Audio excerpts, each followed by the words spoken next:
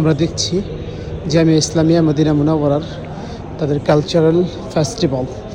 এটার মধ্যে আছে আরব সংস্কৃতি এবং সভ্যতা, তারা যে সকল কেটলি এবং চায়ের জিনিস ব্যবহার করত তার দৃশ্য এবং ছবি এখানে আছে। খুব চমৎকারভাবে এখানে রেখে দেওয়া হয়েছে। এখানেও সেম, এই স্টলের মধ্যেও সেম সব কিছু রেখে দেওয়া আছে।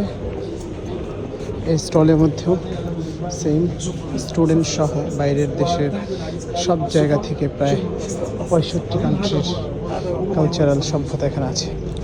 এখানে আপনি দেখছেন আল ইমাম মুহাম্মদ ইবনে সাউদ আল ইমামুল আউয়াল ওয়া হাসিলুল হিলম, যিনি সৌদি আরবের প্রতিষ্ঠাতা। তিনি হলেন শেখ মোহাম্মদ বিন সাউদ, যার নামে সৌদি আরবে নামকরণ করা হয়েছে। বিভিন্ন মাস্ক মসজিদের মধ্যে তারা তাদের খাদ্যদ্রব্য তৈরি করতো। মশকিজের উপরে অঙ্কন করা পাথরের উপর সুন্দর দৃশ্য। দেখুন লা ইলাহা ইল্লাল্লাহ সহ বিভিন্ন নাম এবং বিভিন্ন জিনিস লেখা আছে পাথরের উপরে অঙ্কিত লেখা, যেগুলো আমরা সারা জীবন শুনেছি। এখানে আমরা সব স্বচক্ষে দেখতে পাচ্ছি।